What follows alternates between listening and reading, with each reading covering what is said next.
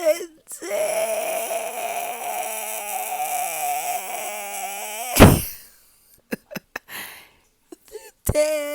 show.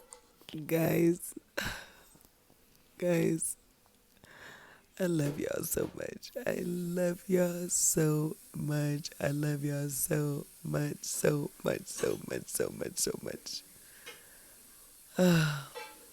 Today was difficult. Um, you know, I don't even know what to say. I just, still had a great day. But I did was in church, and I was so happy that I got there on time so that I could participate in the praise and worship. And then right after the praise and worship stop, I had to use the first of all, I had to use the bathroom the whole time in the praise and worship. So as soon as the praise and worship was over at my church, I went to the bathroom, and then when I came back out of the bathroom, the pastor was praying and talking about loss. And when I heard him say, I want to just pray for Vanessa, immediately I thought of Kobe, but I did not know. Um, and then he said something about the Bryant family, and then I asked the guy, because we was all like holding hands and praying, because as soon as I walked in the door, I just walked right into the prayer, and somebody just grabbed my hand, and I was just, in formation with the prayer. But then I was like, did Kobe pass away? And he was like, yeah, Kobe Bryant passed away. And I was just so sad. I'm talking about, it just took everything out of me. I could not hear nothing else that was said in church. I like went online, and then it was just kind of cloudy, and then I wound up falling asleep. I'm talking about, I did not even know Kobe personally, but he's one of these like people that you felt like you knew, like personally. You've just felt like you could just call him up and be like, hey, although I did have a funny encounter with him because I met him in person, but I actually met, but I had a funny like encounter with him. But anyway, you know, my God bless his family and all of the families that was in that helicopter. When famous people pass on and transition, not even famous people, when people pass on and, they transition over to be with the Lord, when they have a track record like Kobe, like that is what uplifts my spirit about them, is because I feel like you did it, brother. Like you did it. Like the Lord put you on here for a short time, and we never know how long we're going to be here. But I'm talking about, you did not waste none of the years. I didn't even know that he had an Oscar. I did not even know that. Like, you mean to tell me you went from high school to pro basketball, which is like crazy in itself, okay? Got married, had started you a nice, family, and and then you retired, okay?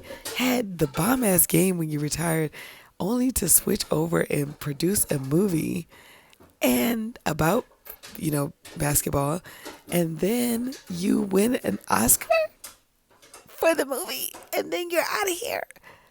You did it. You did, like, I'm talking about, I want to be thoroughly used up in my purpose when I go, like, thoroughly used up. He did not leave nothing. There was nothing in him that was left. You know what I'm saying? His every purpose. And he went out the holiest exit, being a great father, was with your daughter. You know what I'm saying? Like, I'm talking about, I'm just so, I feel blessed to have known his story. And I feel like I knew him so much. one thing I do want to mention is, um, they were saying, first of all, they showed this helicopter thing. My aunt sent me the helicopter thing. Then I was in this restaurant and I was watching Fox News, and they mentioned that the helicopter that's not an accurate video. So like, and I wasn't even like, when I first saw the helicopter on somebody's page on Instagram, I immediately like, went past it because I didn't want to see it. But then something, I just could not watch it, and it was just, making me even sadder, because I think when you're already sad, you're just now drawing in more sadness, just finding, um, but one thing that I do want to talk about in the video, every day, guys, 99% of these videos will be about the lessons that I learned. But this one today is going to be something that I want Black people in particular to do from now on. Because I saw that the MSNBC article was going around where the lady said niggers, the Los Angeles niggers, and then Lakers or whatever.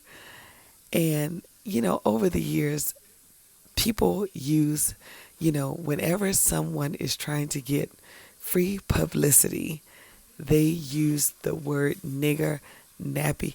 They do something to offend Black people, and then we go to work giving them that free publicity. I want us to take the power out of them saying nigga. We say nigga all day long. When we hear other Black people saying nigga all day long, we are not affected. When we see them saying that shit, we immediately were reposting. Meanwhile, their numbers and their viewership is going up and their ad sales is going up. I want us to try the next time, ignore that shit. And I'm talking about like, put a silence on it. Like, oh, okay, not only are we going to like not repost, we're going to turn you off. Like, that's how I want to like do that. Like, I just say, oh, okay, I just won't be watching. Oh, okay, if they support her, I just won't be supporting them by watching that shit. And I feel like that would end that shit because, as a non-Black person, when you're saying nigga, and I feel like also too, when you're saying nigga in front of Black people, I think you gotta ask yourself as a non-Black person why you even want to say the word, because you really don't want to say the word. You really want to be Black, or you want Black acceptance, so you're saying the word. And I think you gotta ask yourself that. And I recently even experienced that when I was in New York. This girl, she was looking like she was probably like of Latino descent, but one of these like, white associated, like, Latino, but she's married to like, this Latino looking mixed, he could have like been like a Latino and Black guy, but she was like, yeah, this nigga, and then, the other Black girl that was there with me, she was just like, I know you probably be in the Black community and, you get a pass, but I was just like, I think you got to ask yourself why you even want to say it. And I think you need to keep it respectful, even for yourself, because would you say that to another white person? Like, see, the thing about me is I'm with like white people. If you want to say nigga, just call each other nigga. See, you don't want to say it as much if you got to call each other nigga. If you got to like other, like, Spanish people do call each other nigga. You know what I'm saying? Like, but if everybody's using the word nigga and they're using it intra-race nigga, yeah, use that shit all day long with each other. You know what I'm saying? You want to appropriate that shit with each other.